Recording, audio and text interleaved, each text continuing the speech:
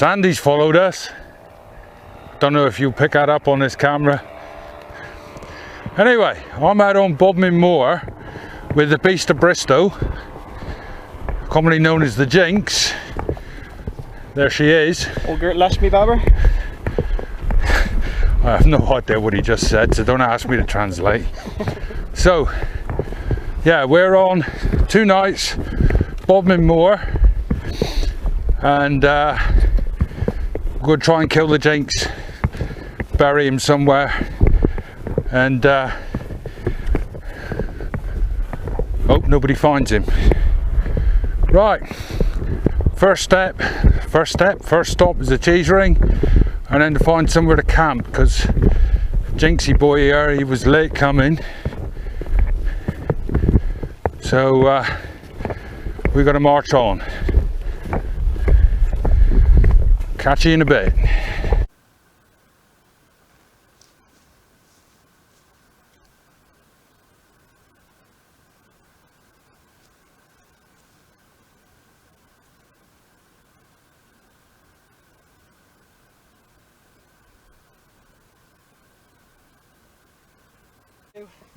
I have bought a stupid lightweight sleeping bag and made the first mistake everyone does and filled the rest of the rucksack with other crap. If I get everything up in my dive, we got a new rucksack tonight. Anyway.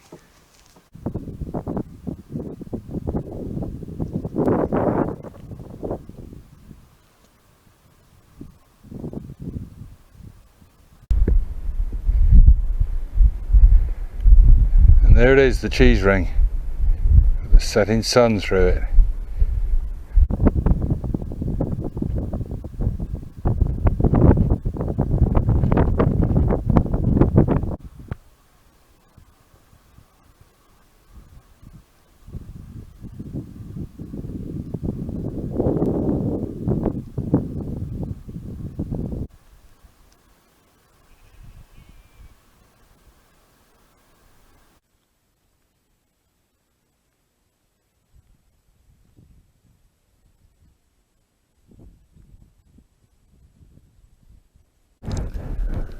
Well, good morning.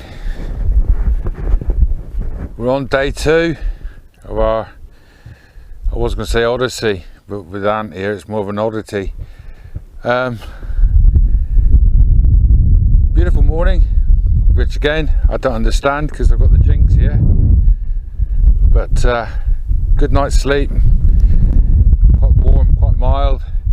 Our plan today is we're going to go back the Sharp tour, and across to the tours that are over there, up Kilmar tour, and then out across the open moor in that direction, taking us to wherever it takes us, because we're sort of flying by the seat of our pants once we get out there, because I haven't been out there for 30 years, so it should be quite interesting. Should be getting quite lost, and then I have no idea where we're going to camp. We're not going to make it to Brown Willie, so we've already decided that we will be back. Oh, hello. We're not going to get lost because for once, going to be out with me, it's a clear, beautiful day. We can see for 50 miles. Well, it's true, we can actually see Exmoor from here, so we can see Exmoor and Dartmoor from here, and the Alps over there. So it's a very good visibility day, very good. Right, I will leave you there and stop waffling.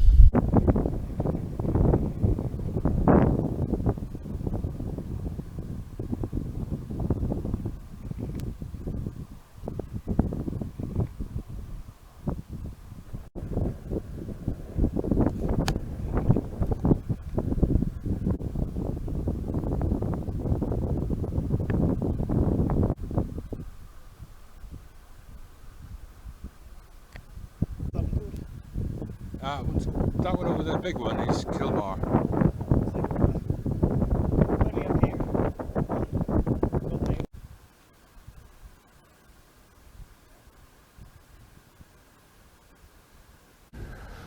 Well, it's still pretty early in the morning and it's pretty warm. We've just had what would normally be a pretty easy, it's saying pretty a lot here all of a sudden, isn't it? We've had what used to be usually, I'll start again, shall I? Well, it's still pretty early in the morning and it's warm. It is warm.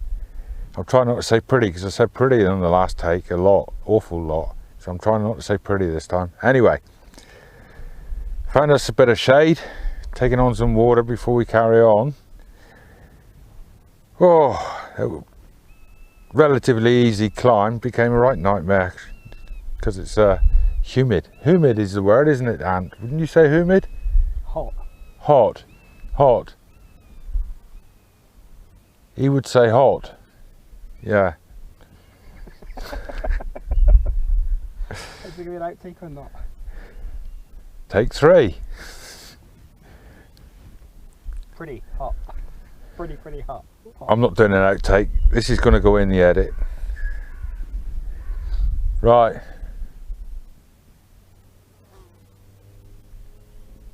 Laters.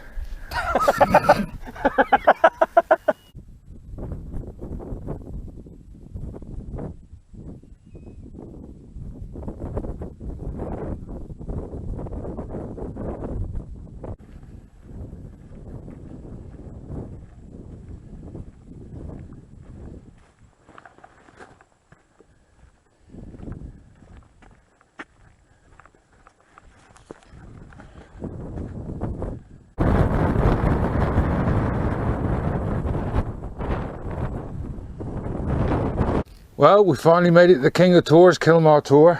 We're just on the eastern edge of it now, taking some shade. The wind and the sun is really dehydrating us as we go, so I've got through almost a litre of water. The gnome is perfectly happy. Also gone through a litre of water. Also gone through a litre of water. So we're going to need to find a water source fairly quickly. There is a brook that way, but Bodmin Moor is fairly dry in comparison to Dartmoor, so could be a long day. Or a short day. Or short day, yeah, or short day. So if you do find our desiccated remains somewhere on the moor, please give us a decent burial. You can bury me up here, I'll be happy, but he'd probably want to go back to Somerset. Right, catch you in a bit.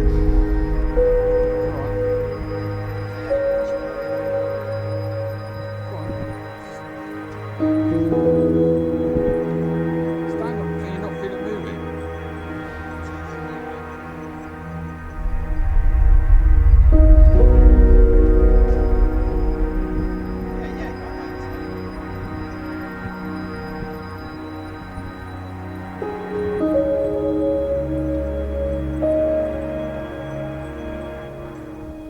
Thumping through the ground.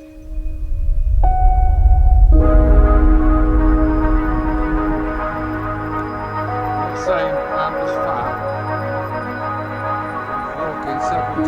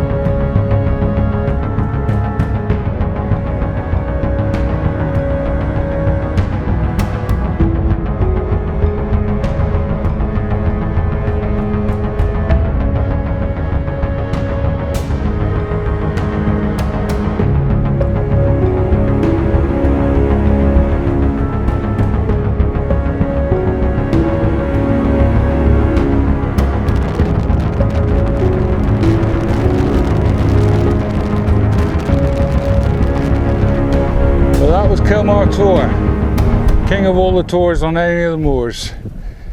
I think Ant agrees with that now, don't you, Ant? Now you've been up there. I have to the wind and get closer. I say my word is, it is the tour of tours. The tour of tours. It's not Cribcock and it's not Striding Edge, but it's quite a challenge to go all the way across it. Quite a challenge. Right, Sandy, you've missed out this time, mate. I'm never coming back again. I'm only kidding. Yeah, so where we're going from here is into the valley to get some water because we're almost out of water. And then we'll make it up as we go along, because from here on in, we're flying by the seat of our pants. Are we still allowed to say pants on YouTube? I think pants is alright. Pants is alright, apparently, okay. Right, laters, as they say in Wiltshire.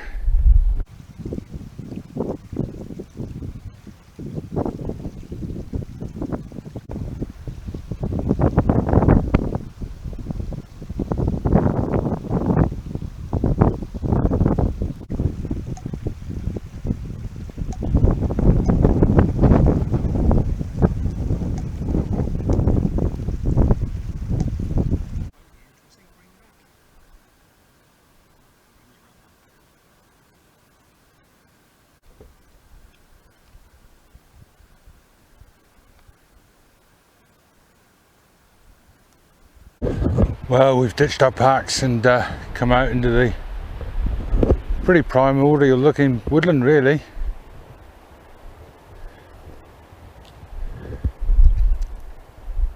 I think,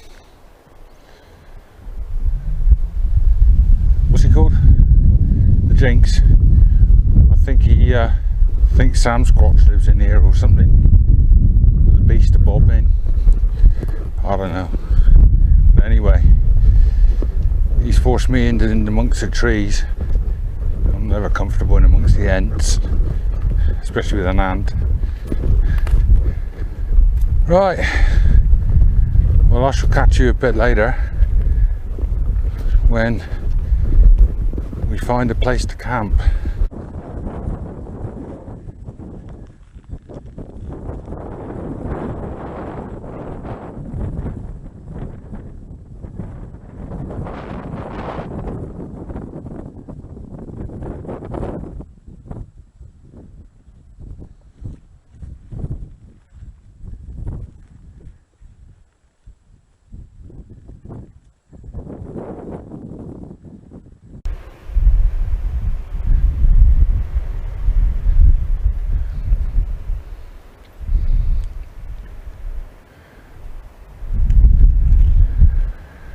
Well, after adventure in the woods, we're at a place that's more to my liking now.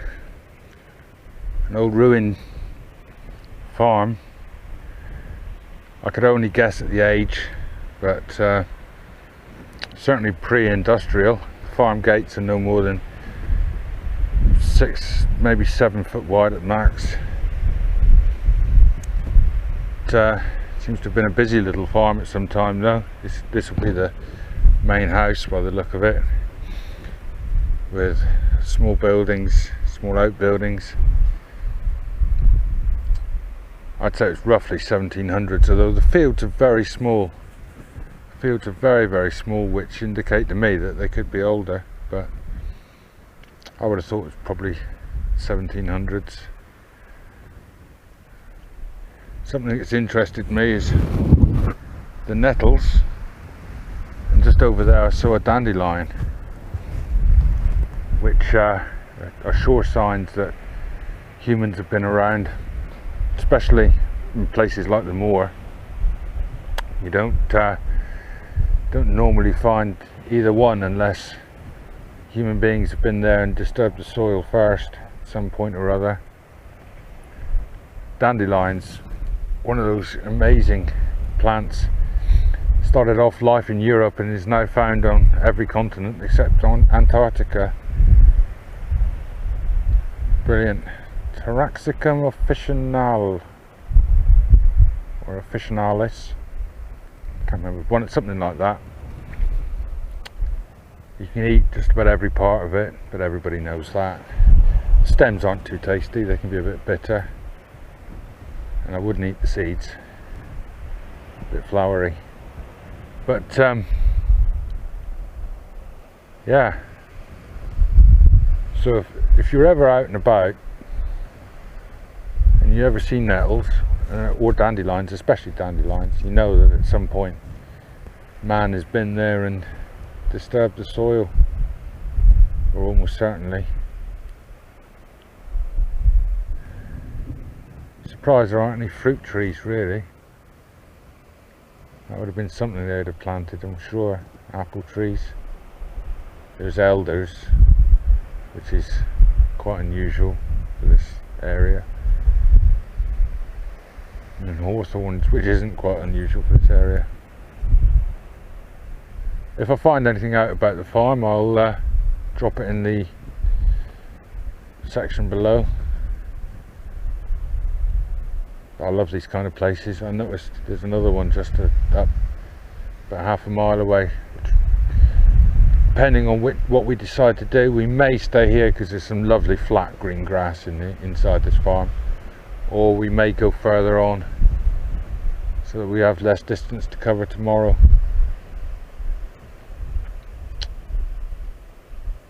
I do love ruins. History's my thing. I do love the old ruins. That's why I like sandy.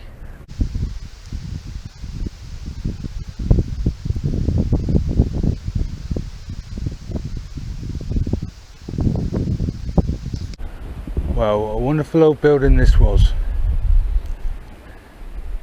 Just look at that. It just looks as though it's just the fascia of it now. There is some old walls left inside.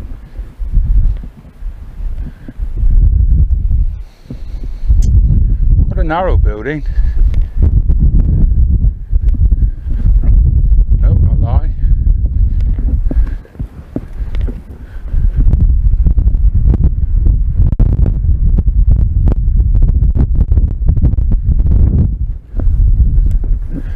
Doesn't look as though it's as old as the other one, anywhere near as old.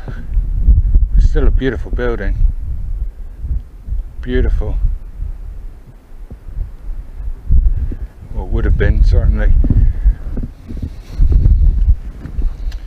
You can see just the remnants of some old outbuildings, small barns, possibly. It amazes me, people were born and they lived, died, played, worked. And this is all that's left to show for that.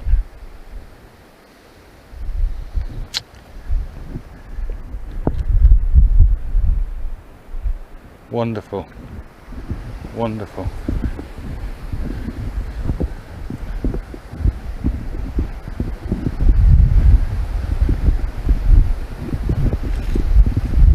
That is quite an ancient sycamore tree there. It's got a huge base. It's been damaged at some time, probably pollarded. You can tell by the number of stems coming up from it. That is a massive base to a sycamore. Massive. It's possible, I suppose, that a couple of trees have grown into each other. That little outbuilding there's probably the privy. Very possibly. This is probably a Victorian farm. It's brilliant. Just brilliant. I don't think Ant quite gets my passion for history. But each to their own. I don't quite get his passion for tents and fancy camping gear. He's a Dayglow Derek. Don't tell him I told him that. Right. Beautiful.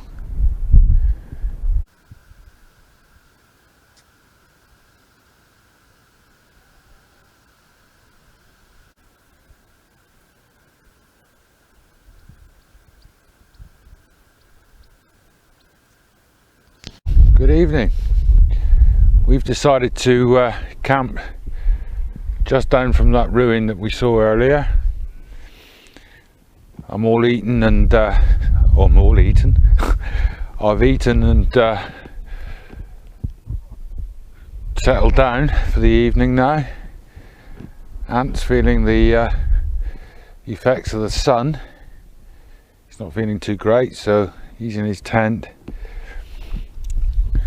His roll mat. That man really doesn't have the idea of stealth camping. Last night we were up on top of the hill, and it was dark, and he decided he was going to flash his flashlight all around the place, bright flashlight all around the place. Tonight we were down in these old fields, and he's got a roll mat that you can hear all the way to Cardiff. All the way to Cardiff. Every time he rolls, and he's pitched his tent as close as he possibly can to mine. The flat part of the field. Flat part of the field, he says. Yeah, so he's pitched his tent right next to mine, and all I'm going to hear all night is him rolling over on that bloody blow up air mat. I hope he goes down. In fact, if he nods off in a minute, I might just go and pop it. Right, I think that'll probably be it for tonight. Tomorrow we've got a reasonably short walk out, a couple of miles or so, so we'll do a little filming, I expect, but nothing too major. And then Auntie's going to take me home because I live there and my goldfish have forgotten what I look like. So that'll be that then. I was thinking of having a rant, but I've decided that I'll probably do that on another video. Right, I shall catch you tomorrow. And if I don't catch you tomorrow, it's because you're not watching the video. Cheers then.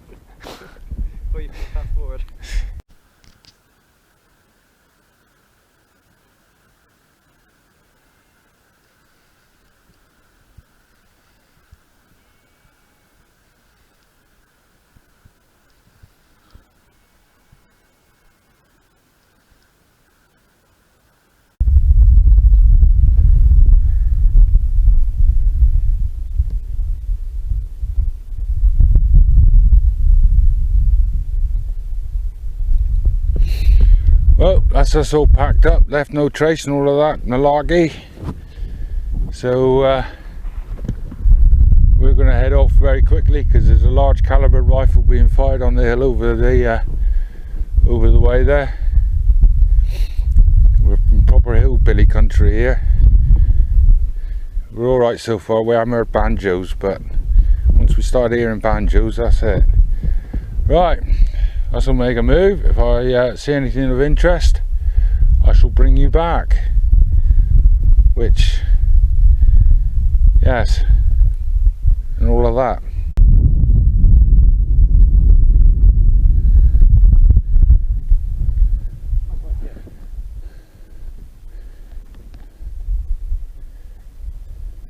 Oh, you might do 2 sections of it, yeah, absolutely.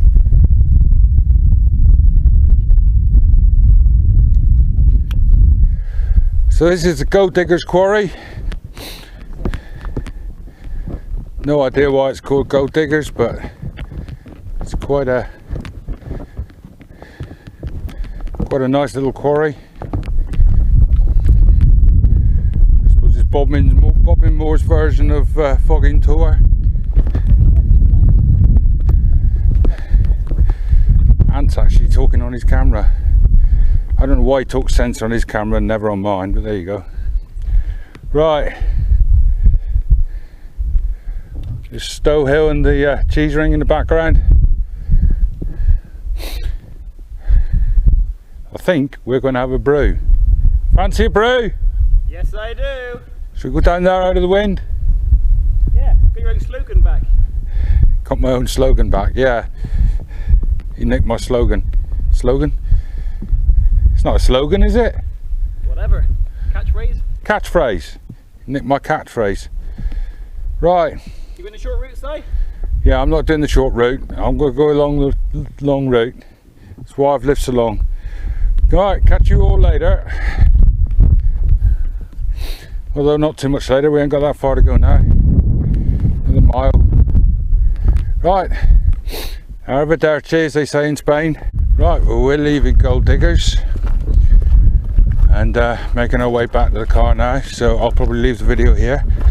I'd just like to point out that although the Jinx was with me, you'd have seen nothing but sunshine and hazy, cloudy sky now. It did rain. It did rain. At 20 past midnight, it rained. And it rained until 22 minutes past. But that's besides the point. It did actually rain.